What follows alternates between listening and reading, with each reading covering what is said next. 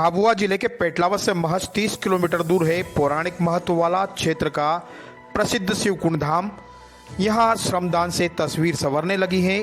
प्रतिदिन सौंदर्यीकरण कार्यों के साथ रविवार को विशेष रूप से कई श्रम साधक के साथ आसपास की पंचायतों से ग्रामीण सहयोग के लिए यहाँ पहुँचते हैं। कुंड धाम के प्रवेश द्वार के सड़क मार्ग को समतलीकरण कर चौड़ा करने के साथ तीर्थ प्रांगण में पौधे रोपकर सुंदर रूप दिया जा रहा है। इस खास स्टोरी में हम जानेंगे कि इस पवित्र स्थल का क्या महत्व है। हमारे साथ श्रद्धालु जुड़े हैं, हम उनसे जानेंगे। सबसे पहले सर आपका नाम बताइए और यहाँ के बारे में आप क्या जानते हैं वो बताइए। सर मेरा नाम शेर सिंह राठौर है। सर यहाँ जब महाभारत की टाइम पे कृष्ण का कुछ हरण हुआ था तो यहाँ पे उन्होंने विश्राम करा था और जो इन्होंने यहाँ भोजन करा था, जो बाटी थी 4 बाटी, वो पत्थर की जो पत्थर की बन गई, वो असली बाटी जो पत्थर की बन गई और वो निशानी यहाँ रख के गए। उसके बाद यहाँ का प्रचलन चालू हो गया। बहुत पुराना स्थान है, महाभारत के समय की बात है। उसके बाद ये इन्होंने मंदिर बनाई है और धीरे धीरे जागृत हुआ। इस बात यह है कि यहाँ वर्षों पुराना कुंड है जिसमें 12 मास जल रहता है। मान्यता है कि कुंड में स्नान से भक्त सुख शांति का अनुभव करते हैं। वहीं शिव कुंडेश्वर नर्मदेश्वर महादेव का अभिषेक कुंड के जल से करते हैं। मंदिर प्रांगण में बाल हनुमान भी विराजते हैं। पुजारी रामदास बैरागी ने बताया कि यहाँ शिव जी का मंदिर ओम के केंद्र बिंदु पर है। चारों तरफ से देखने पर ओम की आकृति यहाँ की पहाड़ियाँ बनाती हैं। कुंड में स्नान और शिव कुंडेश्वर की पूजा से मन की मुराद पूरी होती है। ये वही पवित्र स्थान है जिसे शिवकुंड के नाम से जाना जाता है और इस कुंड की मान्यता है कि यहाँ जो भी आता है श्रद्धा से, जो भी शीश नवाता है या इस जल को ग्रहण करता है, उसके सब काम सिद्ध होते हैं। भगवान शंकर भोलेनाथ यहाँ सभी की मनोकामना पूर्ण करते हैं। लोग आते हैं, श्रद्धालु आ रहे हैं, दूर दराज से आ रहे हैं और दिन भर यहाँ श्रद्धालु का मेला लगता है। और इस कुंड की पवित्रता के बारे में अन्य अभी श्रद्धालु से हम बात करेंगे। आज हम हैं बेकलदा ग्राम पंचायत के शिवकुंड धाम पे। यह कुंड अति प्राचीन है और यहाँ का जो महत्व है उसके बारे में हम जानेंगे। यहाँ के एक श्रद्धालु जुड़े हुए हैं, हम उनसे बात करेंगे और ये बताएंगे कि इस कुंड की क्या पवित्रता है और इस कुंड के बारे में क्या इतिहास है। पहले आप ये बताइए कि इस कुंड की क्या विशेषता है। ये इस कुंड में प्राचीन समय से चला आ रहा है और इसमें मतलब हमेशा 24 घंटा पानी रहता है और यहाँ बहुत सा सिद्ध काम होता है। ये मतलब सिद्ध कुंड है, इसलिए इसको शिवकुंड बोलते हैं। और यहाँ का आकार ओम आकार है, ओम आकार से बना हुआ है ये, इसलिए इसको शिवकुंड का नाम से प्राचीन समय से हम।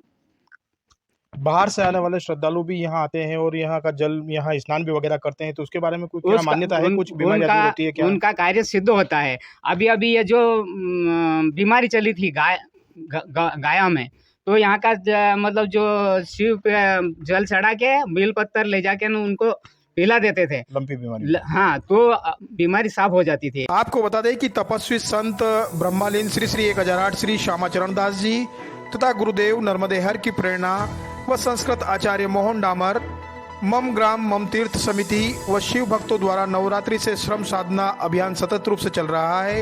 यह कार्य 108 दिवस तक करने का अभियान है। इस हेतु पहाड़ी को सुंदर बनाने का कार्य चल रहा है।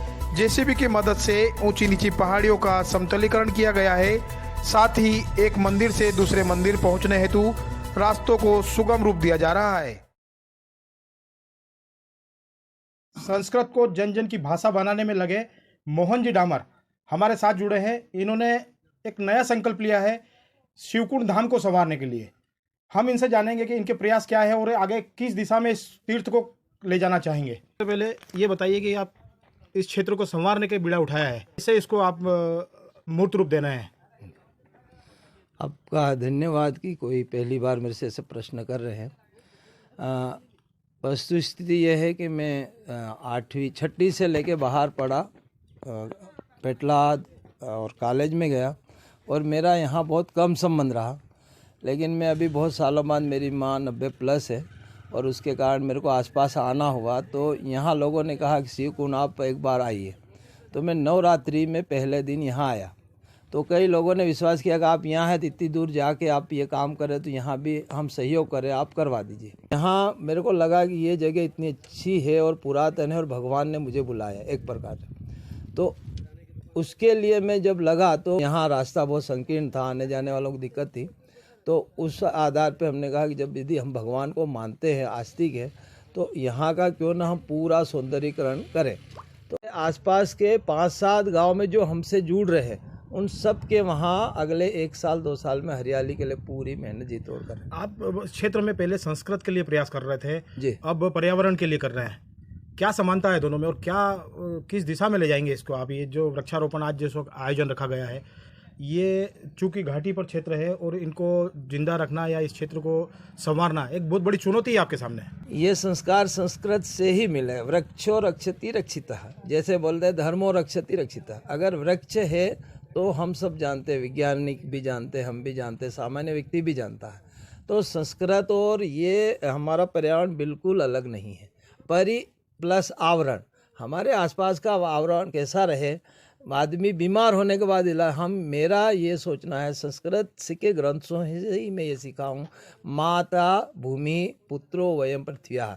तो यदि माँ है तो माँ को हरा भरा करके हरी साड़ी पहनाना हर सपुत्र का एक अपना कर्तव्य है। मैं अकेला चला था, मुझे पता नहीं था ये बसंत दास बैरागी थे, वो राहुल जी, इन लोगों के कारण हम 1 महीना अच्छा कार्यक्रम चलाया। और फिर इन्होंने ही कहा कि अब क्या करें आगे। तो मैंने कहा कि हम एक तो आदर्श पंचायत जैसी बात कर सकते हैं, पैसा तो है नहीं हमारे पास बाहर जाने के लिए। तो इन्होंने कहा उसके लिए, तो उसमें हम मेरा गांव मेरा तीर्थ, मेरा गांव ही मेरा तीर्थ कैसे बने, उसके लिए प्रयास में ये हमारा पर्यावरण घाटी वाली बात है। अभी तक तो आप जन सहयोग से कर रहे हैं जी, मतलब काफ़ी श्रमदान हुआ है, जन सहयोग मिल रहा है और देखा जा रहा है कि यहाँ पैदल ही नहीं उतर सकते थे, आज वाहन नीचे तक जा रहे हैं। बहुत अच्छा एक मैसेज गया है। आगे प्रशासन से कुछ चाहेंगे कि कोई मदद सरकार की तरफ से यहाँ मिले जिससे ये क्षेत्र को कोई फायदा हो?